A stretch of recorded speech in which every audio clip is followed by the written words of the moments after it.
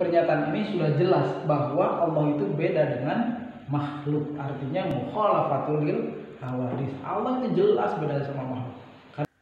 Bismillahirrahmanirrahim. Assalamualaikum warahmatullahi taala wabarakatuh. Alhamdulillahirabbil alamin. Wassalatu wassalamu ala asyrafil anbiya'i wal mursalin sayyidina wa maulana Muhammadin.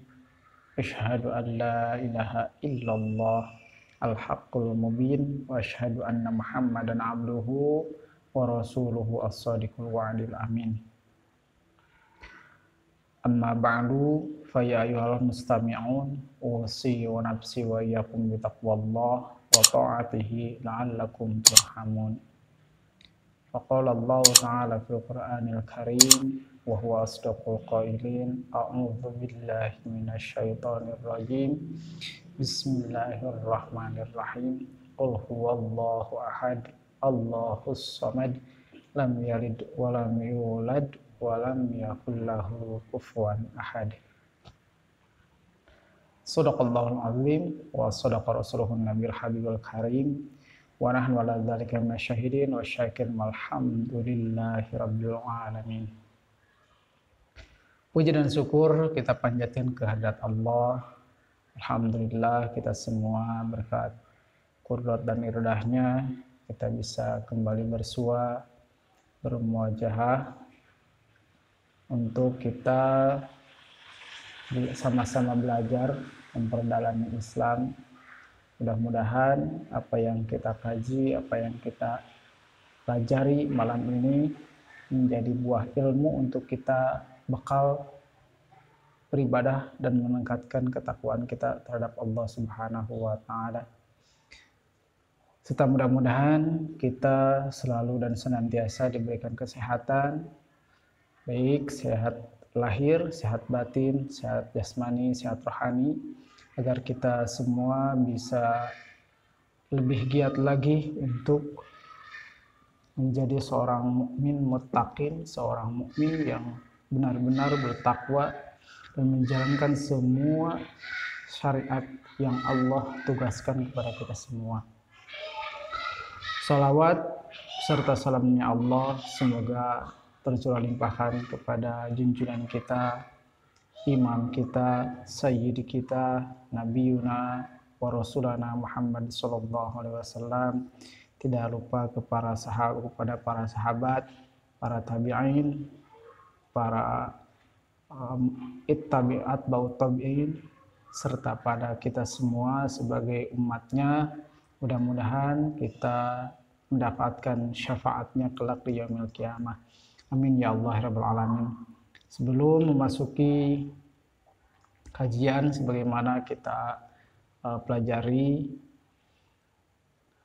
sementara kita berdoa mudah-mudahan saudara-saudara kita yang lagi mendapat musibah, mendapat penyakit, baik penyakit lahir, penyakit batin, mudah-mudahan dicabut oleh Allah Subhanahu wa taala penyakitnya dan diganti dengan berbagai kesehatan, serta kesehatan itu menjadi bekal untuk ibadah kepada Allah Subhanahu wa taala.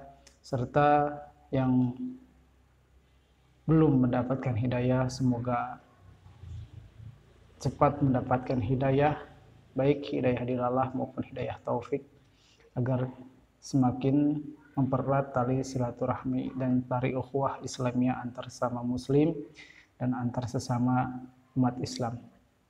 Baik, untuk mempersingkat waktu, kemarin kita sudah mengkaji tentang sifat Allah, yaitu sifat baqo yang artinya kekal, dan mustahil Allah mempunyai sifat fana, artinya rusak. Nah, selanjutnya sifat ketiga dari sifat salabiyah atau sifat keempat dari sifat yang wajib di Allah itu adalah sifat mukhalafatul hawadits.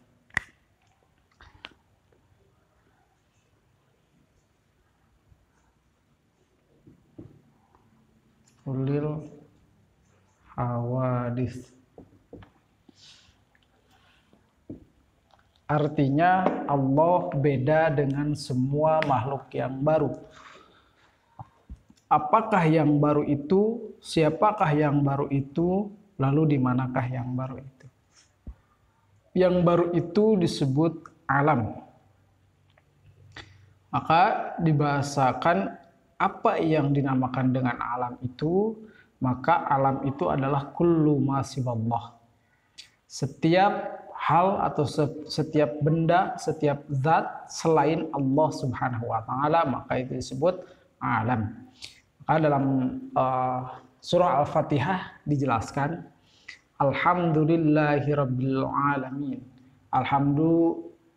Segala puji milik Allah. Alhamdulillah, segala puji milik Allah, Rabbil alamin, Tuhan semesta alam. Artinya semesta alam itu, kalau alamin menurut ilmu nahwu itu termasuk jamak. Jamaknya jamak mudzakkar salim. Nah, kalau jamak itu berarti lebih dari 3. Nah, yang dimaksud dengan alam itu berarti lebih dari 3. Kita mengikuti kehidupan manusia aja dulu ya.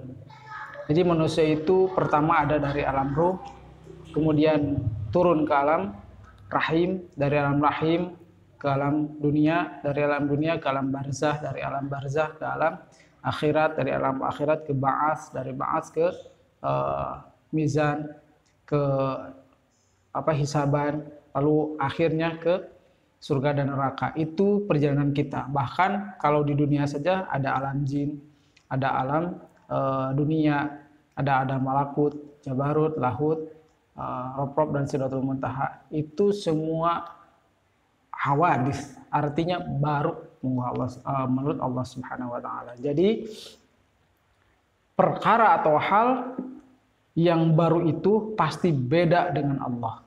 Karena kalau sama, ada satu zat atau ada satu benda pun atau ada satu makhluk pun, baik itu sebagian apalagi seluruhnya sama dengan Allah, maka Allah itu sudah pasti bukan Allah itu pasti hawadis. Asal Allah itu pasti baru. Lalu gimana misalkan ada pertanyaan seperti ini? Allah melihat, Allah mendengar. Kita pun melihat, kita pun mendengar. Allah berfirman, kita pun berkata. Allah melihat, kita pun melihat. Terus ada dalam Al-Quran menyatakan yadullah fawqa aydihim. Allah ada yang mengatakan itu adalah tangan Allah di atas tangan-tangan mereka. Allah juga punya tangan. Nah, dalam hal ini maaf perlu kita dalami, kita bisa bedakan yang mana sifat, yang mana alat. Ya. Allah itu berfirman, Allah melihat, Allah mendengar itu dengan sifat, bukan dengan alat. Sementara kita mendengar itu dengan alat. Melihat itu dengan alat. Kita bisa melihat kalau alat penglihatannya sehat. Kita bisa mendengar kalau alat pendengarannya sehat. Kalau alat penglihatan cacat atau sakit, kalau alat pendengaran sakit, maka kita sudah dipastikan tidak bisa melihat dan tidak bisa mendengar. Jangankan hal sejauh itu. Bagaimana kalau kita ke penglihatan secara batin atau pendengar secara batin yang ada dalam hati seperti dijelaskan di beberapa waktu yang lalu? Karena kalaupun kita melihat dan mendengar dengan batin, itu tetap kita menggunakan alat, yaitu kolbu namanya. Karena dalam kolbu itu ada penglihatan, ada pendengaran. Hakikat penglihatan, hakikat pendengaran, tetap kita menggunakan alat. Sementara Allah menggunakan sifat.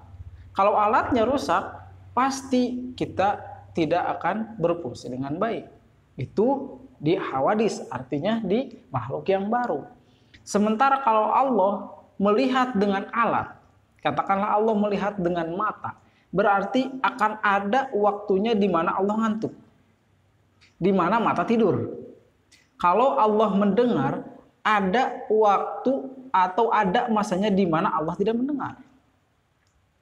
Maka artinya Allah itu ketika wallahu sami'un basir, sesungguhnya Allah itu maha melihat, maha mendengar dan maha melihat. Bahasanya kalau kalimatnya itu maha mendengar, maha melihat. Kalau maha itu berarti di atas, katakanlah siswa.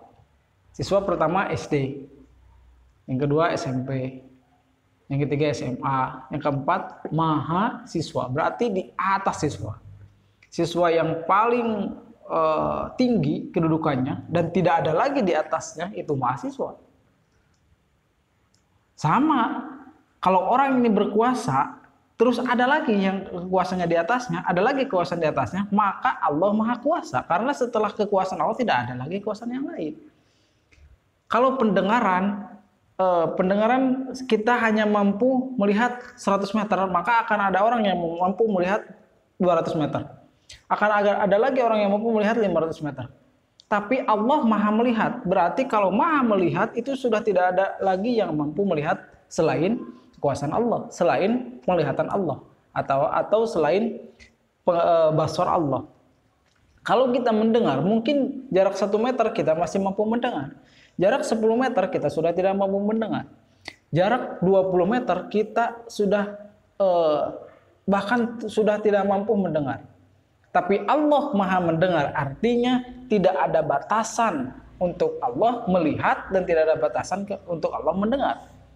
Sehingga apapun yang kita kerjakan, sekecil apapun yang kita kerjakan, sekecil apapun yang kita ucapkan, baik di lisan apalagi, baik di hati apalagi di lisan, maka Allah pasti dengar.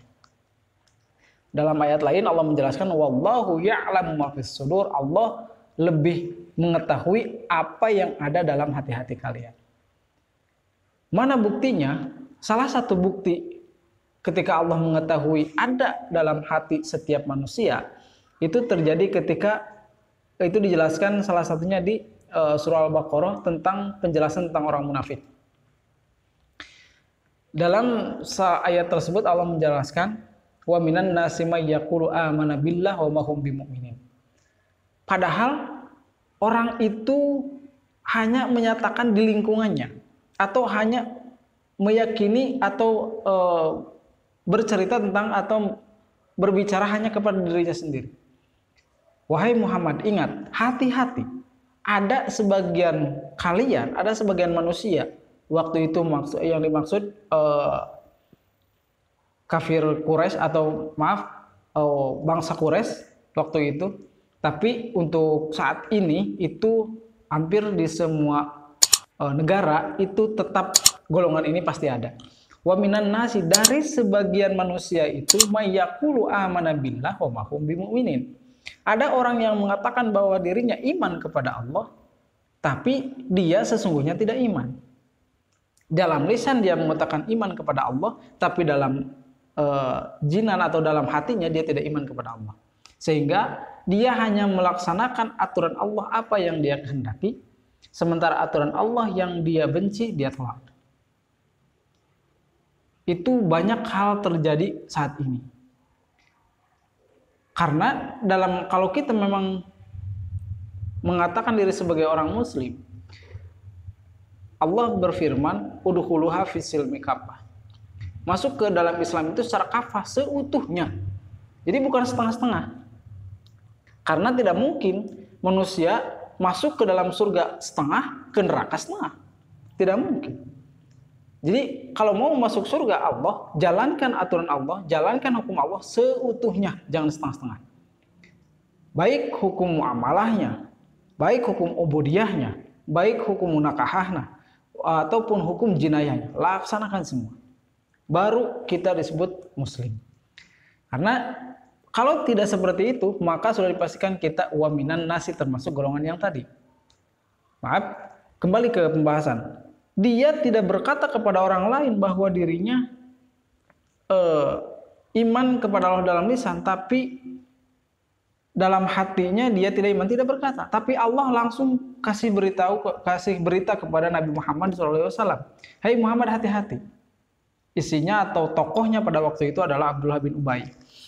Dia adalah tokoh munafikin di zaman Rasulullah SAW. Intinya lebih tepatnya untuk saat ini mungkin orang-orang pengadu domba pada waktu itu, orang munafik itu. Hanya dia untuk mencari aman. Kemana dia dapat perlindungan, ke sana dia lari. Itu orang-orang munafik seperti yang terjadi saat ini, di mana banyak orang yang hanya memanfaatkan situasi dan kondisi untuk mencari keamanan. Nah, dari hal ini kita bisa melihat betapa Allah Maha mengetahui apa yang kita ucapkan, apalagi apa yang kita ucapkan melalui lisan, melalui hati pun Allah Maha tahu. Sehingga kalau kita berdoa, apakah kita harus memakai bahasa Arab?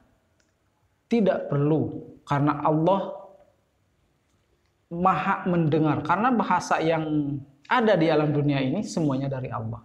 Tapi afdolnya pakai bahasa Arab, gitu kan?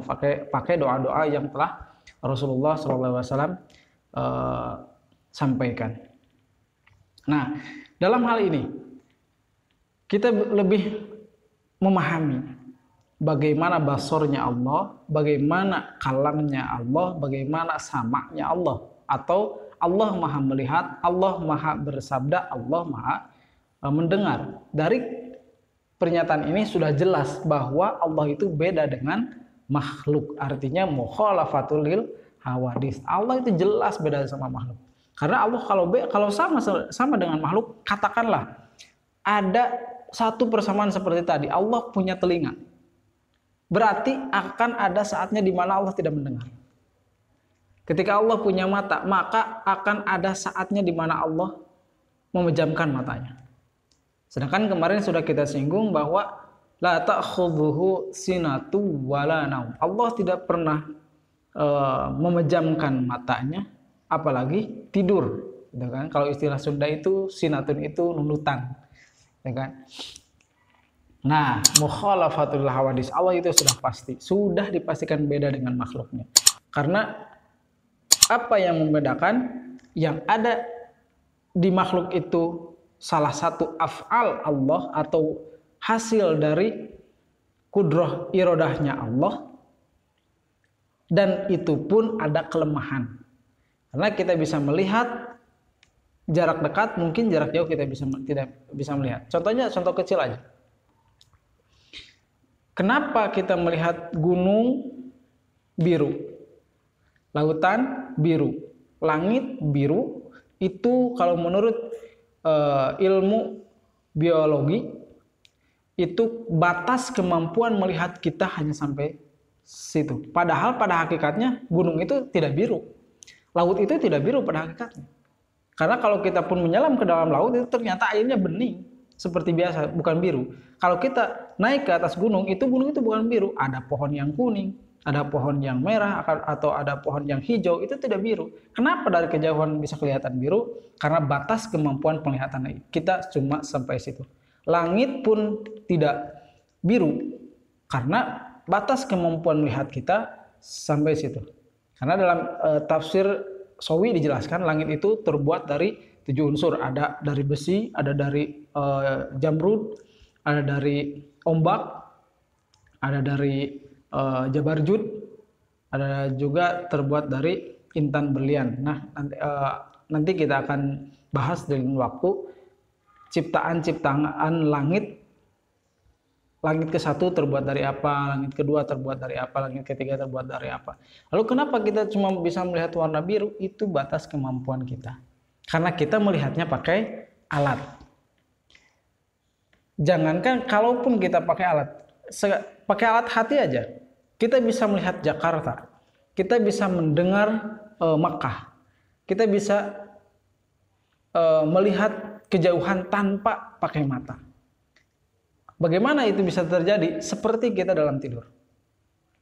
Dalam tidur kita bisa melihat Jakarta. Itu ruh kita melihat. Meskipun mata kita tidak melihat, tapi penglihatan yang ada dalam batin kita bisa melihat. Meskipun kita tidak bisa mendengar, tapi pendengaran batin kita bisa mendengar. Nah, kita pun yang Allah berikan kemampuan terbatas, itu kemampuannya sudah luar biasa. Kita bisa melihat jarak jauh dengan tanpa melihat.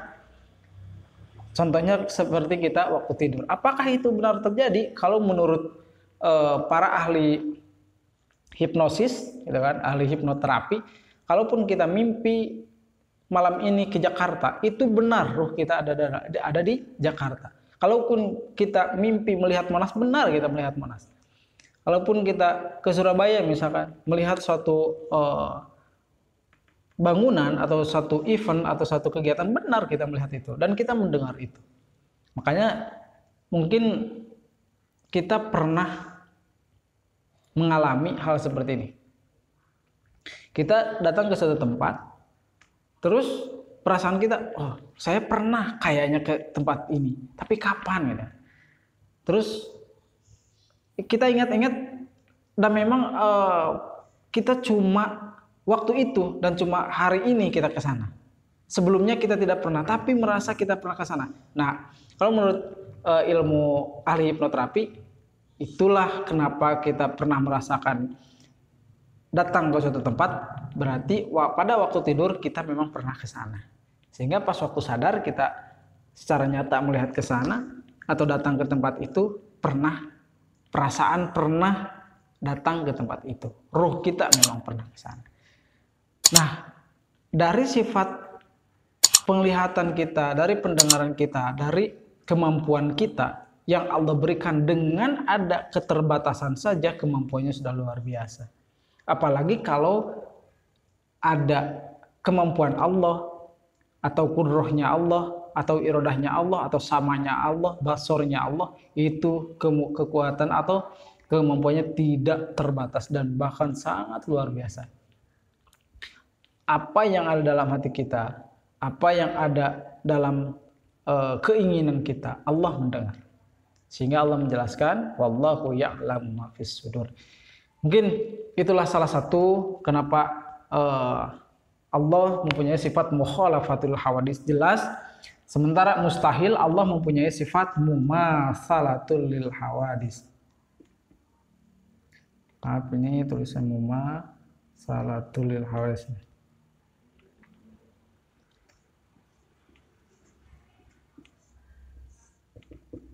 Tidak mungkin Allah mempunyai sifat sama dengan makhluk. Tidak mungkin. Sama baik sekecil apapun, apalagi yang lebih besar. Intinya, dari pemaparan tadi, mungkin kita sudah lebih memahami bagaimana Allah beda dengan kita. Mungkin dari awal sifat wujud kita sudah memberikan contoh bahwa tidak mungkin ada seorang yang membuat kursi sama dengan kursi, atau kursi itu sama yang bikin kursi. Orang yang bikin meja sama dengan meja, atau ya, mejanya sama dengan yang tukang meja, itu tidak mungkin terjadi, dan hal itu tidak akan terjadi secara secara harfiahnya atau secara hakikatnya itu tidak mungkin terjadi. Allah menciptakan makhluknya, itu tidak mungkin Allah sama dengan makhluk, begitupun makhluk tidak akan sama dengan Allah. Mungkin demikian pemaparan sederhana atau pemaparan singkat tentang sifat mukhalafatul hawadis. Artinya Allah beda dengan semua yang baru, dan mustahil Allah mumatsalatul hawadis, Allah sama dengan yang baru. Simpulnya, yang manusia, yang ada di manusia, kalaupun mampu itu ada alat, sementara Allah sifat dengan sifat, sementara manusia pakai alat.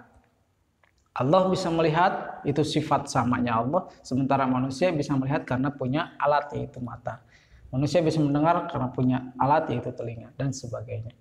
Mungkin demikian yang bisa saya sampaikan, mudah-mudahan bermanfaat. Adapun kalau ada salah kata, salah penerangan, atau salah sumber, mohon dikoreksi, bisa tambahkan oleh saudara, oleh ikhwan di kolom komentar, dan mudah-mudahan menjadi satu pemicu atau penyemangat buat saya untuk introspeksi dan untuk mengkaji dan mempelajari ilmu lebih banyak lagi. Hadanallahu wa iyyakum ajmain, usi wa nafsi wa iyyakum bitaqwallah. Wassalamualaikum warahmatullahi wabarakatuh.